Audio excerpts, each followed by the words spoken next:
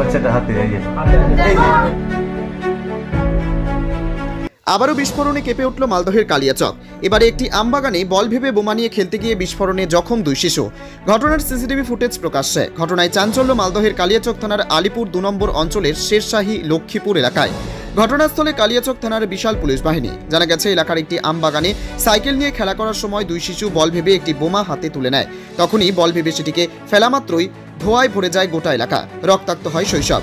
জানা গেছে, বোমা বিস্ফোরণে আহত ওই 2 শিশুর নাম আবাদিল খান, বয়স 9 বছর এবং সায়েম খান, বয়স 7 বছর। সংশ্লিষ্ট এলাকাতেই তাদের বাড়ি। বর্তমানে আহতরা মালদা মেডিকেল কলেজ হাসপাতালে চিকিৎসাধীন।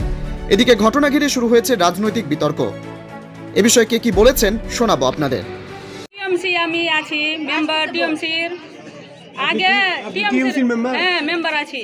এবার আমার জুলেখা বিবি। কোন গ্রাম পঞ্চায়েতে?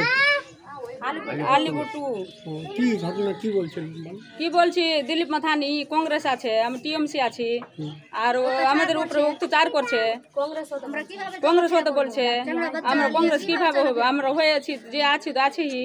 আমাদের বলছি কংগ্রেস, আমরা কংগ্রেস হচ্ছি না, কি আমরা টিএমসি নিয়ে আছি, টিএমসি নিয়েই থাকবো। রাহুল আছে, ওদের সঙ্গে দিয়ে দিয়েছে, আমাদের ছেড়ে দিয়েছে। ওর টিএমসি আছে, টিএমসি করছে, তাও কংগ্রেসের সঙ্গে জড়িত দিচ্ছে। আমার নাম জুলেখা বিবি।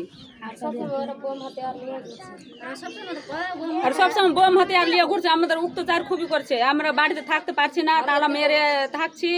তালা মারা আছে ওর, তালা মারা থাকছি, বাড়িতে যাইয়ে দেখলাম। আমরা থাকতে পারছি না ওদের অত্যাচারে। 2 জনকে মেরেছে, একজনকে মেরে ভালো বুড় হয়েছে, আর একজনকে সিরিয়াস করে দিয়েছে, কিছু নাই, কেটে কুটে সব কিছু নাই। কালিচকে নিয়েছে না, মালদা পাঠিয়েছে, মালদা তো লাইনি, কলকাতাতে আছে। আল্লাহর সঙ্গে লড়ছে, আল্লাহ জানে কি হবে না হবে, ওটা আল্লাহই বলতে পারবে, আমরা তো বলতে পারবো না।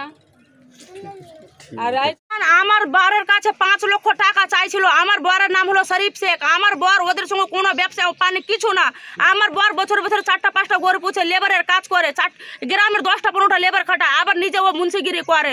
কোনো সময় না ইনকাম, মানে মাস্তানি ট্যাক্স। হাবিবুর রহমান বলছে 5 লক্ষ টাকা দিতে হবে। আমার স্বামী বললো আমি টাকা দিতে পারবো না। আমার স্বামীকে প্রাণে মারতে গেছিল ঘরে ঢুকে। তারপরে আমরা কালীচক থানাতে আমরা কেস করতে গেলাম। শরিউল ব্লক প্রেসিডেন্ট কিন্তু কেস নিতে দিল না। আবার আমরা গেলাম যদুপুর থানাতে সিবিআই এর কাছে, সিবিআই কে কেস করলাম। সিবিআই এসে কিন্তু আমাদের কিছুই করে দিল না। আজ পর্যন্ত আমার স্বামীকে, মানে আগামী রবিবার আমার স্বামীকে ফেন্সি ডিলের 200 পিস মাল দিয়ে ধরিয়েছে। মিথ্যা কেস দিয়েছে। আমার স্বামী কিছু জানে না, অপরাধ মানে কিছু জানে না, নির্দোষ আছে। এভাবে করিয়েছে। 200 পিস ফেন্সি ডিল দিয়ে আমার স্বামীকে ফারাক্কা থানাতে ধরিয়েছে। আমার স্বামী খাটে খায়, পুরো গ্রামে তদন্ত করেলেন। আমার স্বামী কিছুই জানে না, ছোট থেকে বড় হয়েছে। আমার 3টা বাচ্চা, 2টা ছেলে 1টা মেয়ে। আজকে কি হয়েছিল? আজকে কি হলো স্যার, আজকে আমাদের সর্দার এটা দিয়ে আসছিল, কিন্তু উপর থেকে বোম চালিয়ে দিল। সর্দার বসে গেল, আমার 2টো চাচতো ভাই খেলছিল ওখানে। আমাদের খেলার মানে জায়গাটা বাচ্চাদের এখানে। ওই 2টো বাচ্চা খেলছিল, ওই 2টো বাচ্চার উপরে মানে সার্চ হয়ে গেল। একটা বাচ্চার মানে যেটা সায়েম খান আছে, ওর 2টো পায়ে লেগেছে। আর যেটা ইবাদিল খান আছে, ওর পুরো মাথাতে লেগেছে, ওই মাথা নিয়ে থাকতে পারছে না। আর সায়েমের যেটা পায়ে লেগেছে, 2 পায়ে থেকে রক্ত বন্ধ লিখছে না। আর পুরো মশলা ছিটিয়েই আছে, মানে সবুত আছে কি বোম চালিয়েছে এভাবে। কোথা থেকে চালালো বোম? ওই যে উপরে, ওটা বাড়ি থেকে উপরে, আজাদের বাড়ি 10-15 জন ছিল স্যার। এখন বাড়ি সার্চ করে দেখেন, কিছু না কিছু পাবেই স্যার।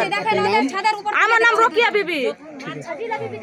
আজকে সেটা আপনাদের কাছে তো সিসিটিভি রয়েছে, সেই সিসিটিভি তো আপনারা দেখতে পাচ্ছেন যে ওরা কি বলছে, বিরোধীরা যে বলছে যে বোম ফুটিয়েছে। কিন্তু ওদের বোম বাচ্চাগুলো নিয়ে খেলতে খেলতে, নিজের বোম নিয়ে খেলতে খেলতে বাচ্চাগুলো হয়তো তৈরি করেছে, নিজের বোম নিয়ে খেলতে খেলতে বাচ্চারা নিজেই ব্লাস্ট হয়েছে। সেটা আপনাদের কাছে সিসিটিভি রয়েছে, সেটা সিসিটিভিতে স্পষ্টভাবে দেখা যাচ্ছে। আপনার নাম কি উদ্দেশ্য প্রণোদিতভাবে লাগাচ্ছে না? দেখেন, এখানে বিরোধী আস্তে আস্তে দুর্বল তো হয়েই গেছে, একের পর এক আমাদের পার্টিতে যোগদান করছে। বিরোধী শক্তি বলে এখন আর কিছু নেই। উদ্দেশ্য পরিণত কি, যে পার্টি আমাদের দল বড় দল, সেটা তো বিরোধীদের তো হবেই, যে মানে পার্টিকে আমাদের তৃণমূলকে দোষারোপ করা তো বিরোধীদের তো অভ্যাসে পরিণত হয়েছে। শুধু কাউন্সিলর বাবলা সরকার নৃশংসভাবে খুন হয়ে গেল। সেখানেও দেখলাম বা অন্য রাজ্য থেকে দুষ্কৃতীরা এসে এই ঘটনাটা করল। এবং পুলিশ গত 4 দিনে এখনো মোটিভটা খুনের বের করতে পারল না। তার মধ্যে কালিয়াচকের শেরশাহীতে বোমা পাওয়া যাচ্ছে। বিভিন্ন সময় প্রতিদিনই প্রায় কোথাও না কোথাও মালদা জেলায় অস্ত্র, বোমা এগুলো মজুদ, সেগুলো বেরিয়ে আসছে। এটা কিন্তু তৃণমূলের বা শাসক দলের ছত্রছায়া ছাড়া এটা সম্ভব না। তাদের প্রত্যক্ষ বা পরোক্ষ মদত ছাড়া এইভাবে বোমা, অস্ত্র পশ্চিমবঙ্গে ঢুকে যাবে এটা কোনো মতে সম্ভব না। এবং পুলিশ এখানে অদ্ভুতভাবে একটা নিষ্ক্রিয় ভূমিকা নিয়ে আছে। তারা কিছু জানতেই পারছে না। তাদের যে গোয়েন্দা বিভাগ আছে তাদের কাছে কোনো খবর থাকছে না যে কিভাবে কোথায় বোমা ঢুকছে, কোথায় অস্ত্র ঢুকছে, কোথায় বাইরে থেকে ক্রিমিনালরা ঢুকছে। এটা নিয়ে সাধারণ জনসমাজ এবং জনজীবনের মানুষজন সকলে কিন্তু আতঙ্কিত আছে। কালিয়াচকের আবার বোমা বিস্ফোরণে বল ভেবে খেলতে গিয়ে এরকম 2 বাচ্চা আহত হয়েছে গুরুতরভাবে, মালদা মেডিকেল কলেজে ভর্তি। কি বলবেন? কালিয়াচকটা একটা বর্ডার ডিস্ট্রিক্ট থানা, ওদিকে বাংলাদেশ, এদিকে ঝাড়খণ্ড সব, তো ন্যাচারালি দুষ্কৃতের আনাগোনাটা বেড়ে গেছে। আর এটা পুলিশ দেখছে, কে ইনভলভ না আছে অ্যাকশন হবে। বলছি এখনো দুলাল সরকারের হত্যা মামলা আসামি ধরা পড়েনি, এত আসামি ধরা পড়েনি একটা ভুল, এত আসামি ধরা পড়েছে, মেয়ে যে ষড়যন্ত্র করেছে তাকে ধরতে পারছে না। বলছি এত বোমা, এত অস্ত্র কোথেকে আসছে দাদা? বললাম তো বর্ডার ডিস্ট্রিক্ট, ঝাড়খণ্ড থেকে চলে আসছে, এখান থেকে আম চলে আসছে।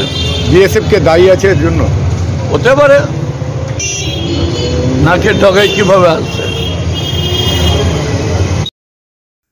Bureau report, news for Bengal. This channel does not promote or encourage any illegal activities.